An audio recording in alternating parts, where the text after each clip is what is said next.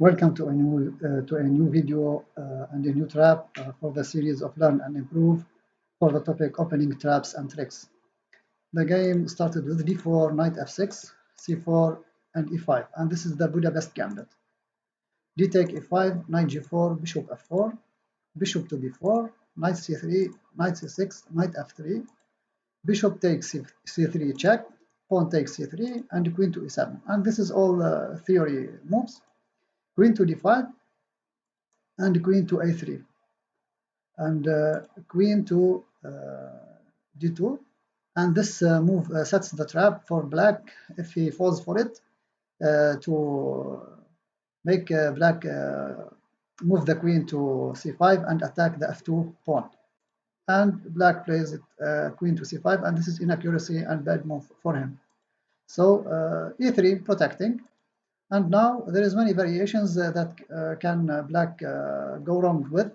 So one of the variations is castling, and this is inaccuracy because of h3, knight ge5, knight e5, knight e5, queen d4, forcing the exchange of queens, queen take d4 and cd4, attacking the knight, and the knight will move and the pawn on c7 will fall.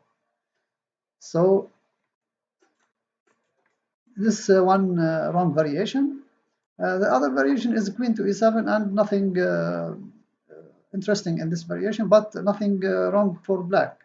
He can make it and play normally. In the game, he took directly knight g take e5, and this is like the mentioned variation before. Knight take, and queen to d4, excellent move. And now he is forced to exchange queens. Queen take, c take d4, and knight to c6, and the c7 pawn falls. Knight b4,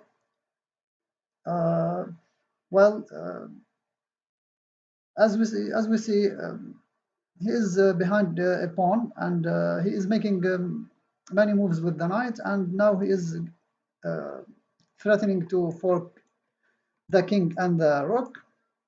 But this is easy to prevent, and he should take care about his king in the center and his development, because all his pieces are undeveloped. After knight to b4, also king to d2, and all good for white, and black is very behind in development and pawn down. So black plays d5, hoping that he can maybe white exchange or something like that. Bishop to d6, preventing the castle and attacking the knights. So what to do? a5, protecting the knight. He wants to keep his knight on b4. So a3, okay, attacking the knight. He must go back. King to d7. Now the king must attack the bishop.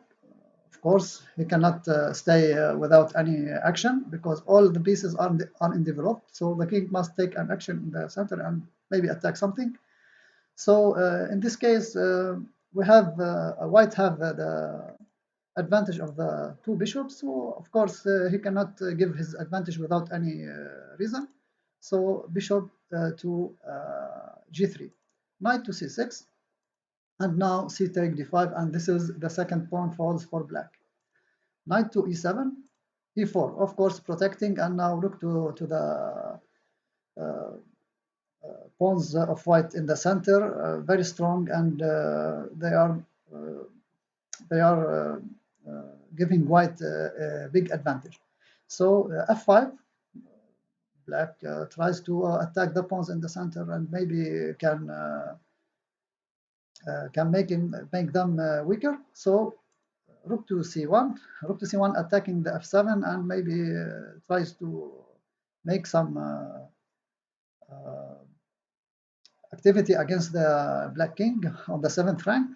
So the black king goes back, and bishop to b5, of course, developing and attacking. It's an excellent move. Bishop to d7, and now also bishop take, king take, and rook to c7, and also this is the like the aforementioned variation.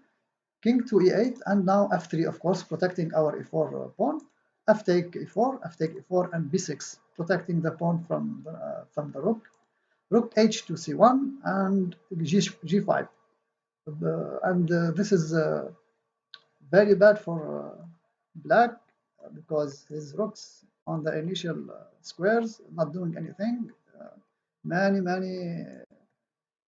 moves with the knight, so of course he will get punished.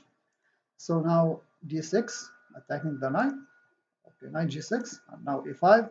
More and more advantage for white, and the pawns rolling up to the last rank to promote. Knight to f8, and look to the rooks. No development, no movement, no, nothing. And now e6,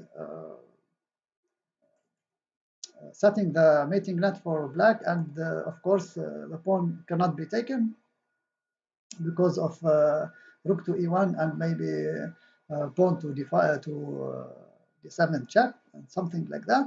Of course, rook to e1 is more effective. And now h5, nothing to do for black, and rook to c8 with checkmate, rook take, and checkmate, checkmate. So this is our trap for today. Thank you for watching, and see you next video and next trap.